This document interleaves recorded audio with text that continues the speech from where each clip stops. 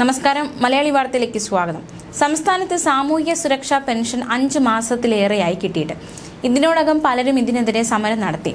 കഴിഞ്ഞ ദിവസവും ഒരു വൃദ്ധ ഈ ഒരു വിഷയത്തിൽ പ്രതിഷേധവുമായി രംഗത്ത് വന്നിരുന്നു. പരസ്യ പ്രതിഷേധവുമായാണ് ഇടുക്കിയിലെ വൃദ്ധ രംഗത്ത് വന്നത്.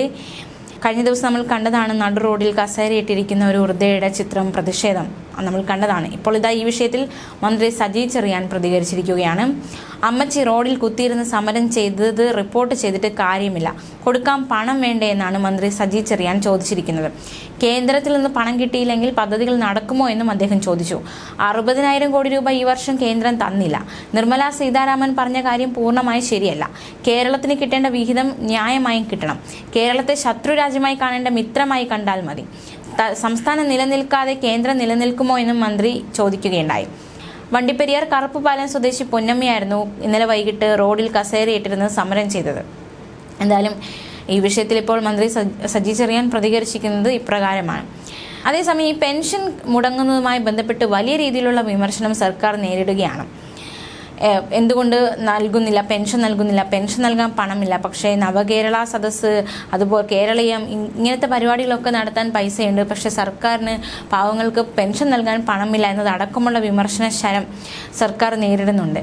മാത്രമല്ല ഈ ഇടയ്ക്ക് ഉയർന്നു വരുന്ന ഒരു കാര്യം, മദ്രസയ്ക്ക് മുടങ്ങാതെ പെൻഷൻ നൽകുന്നുണ്ട് എന്നതടക്കമുള്ള വിമർശനങ്ങളൊക്കെ സർക്കാരിനെതിരെ ഉയരുന്നുണ്ട്.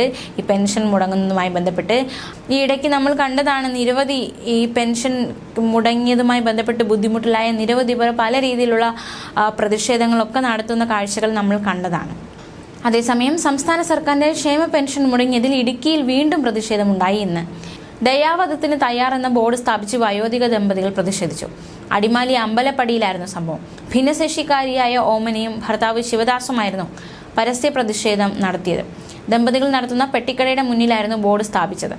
കുളമാങ്കുഴി ആദിവാസി മേഖലയിൽ ഓമന ശിവദാസ് ദമ്പതികൾക്ക് ഭൂമിയുണ്ടെങ്കിലും വന്യമൃഗ ശല്യമുള്ളതുകൊണ്ട് അവിടെ നിന്ന് ആദായം ഇവർക്ക് കിട്ടുന്നില്ല. വന്യമൃഗ ആക്രമണം ഉള്ളതുകൊണ്ട് പെട്ടിക്കടയിൽ തന്നെയായിരുന്നു ദമ്പതികൾ കഴിഞ്ഞത്. പെട്ടിക്കടയിലെ വരുമാനം നിലച്ചതോടെ ഇവർ സാമ്പത്തിക ബുദ്ധിമുട്ട് നേരിടാൻ തുടങ്ങി. ജീവിതമാർഗത്തിനുള്ള ഏക ആശ്രയം സർക്കാർ നൽകുന്ന പെൻഷനായിരുന്നു. പെൻഷൻ മുടങ്ങിയതോടെ ജീവിതം ദുരിതത്തിലായി എന്നാണ് ദമ്പതികൾ പറയുന്നത്. സംസ്ഥാന സർക്കാരിന്റെ ക്ഷേമ പെൻഷൻ മുടങ്ങിയതിനെ തുടർന്ന് ഇടുക്കി അടിമാലിയിൽ 70-കാരിയായ മറിയക്കുട്ടിയും അന്നമ്മയും നടത്തിയ പ്രതിഷേധം മലയാളികൾക്ക് ഒരിക്കലും മറക്കാനായില്ല. അതിന് പിന്നാലെയാണ് ഇപ്പോൾ ഓരോ അമ്മമാരും ഇത്തരത്തിൽ പ്രതിഷേധവുമായി രംഗത്ത് വരുന്നത് സർക്കാരിനെതിരെ.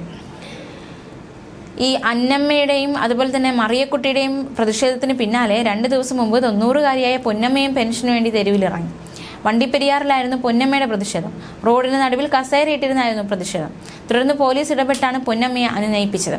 വിഷയത്തിൽ ഇടപെട്ട കോൺഗ്രസും BJPയും പൊന്നമ്മയ്ക്ക് സംരക്ഷണം നൽകുമെന്ന് അറിയിച്ചിട്ടുണ്ടായിരുന്നു. അതിന് പിന്നാലെയാണ് ഇപ്പോൾ ദമ്പതികളും പ്രതിഷേധവുമായി രംഗത്ത് വന്നിരിക്കുന്നത്. ഈ ഒരു സാഹചര്യം നിലനിൽക്കവെയാണ് ഇത്തരത്തിലുള്ള വാർത്തകൾ റിപ്പോർട്ട് ചെയ്തിട്ട് കാര്യമില്ല, പൈസ വേണം പെൻഷൻ കൊടുക്കാനെന്ന് മന്ത്രി പ്രതികരിച്ചിരിക്കുന്നത്. ന്യൂസ് ഡെസ്ക് മലയാളി വാർത്ത.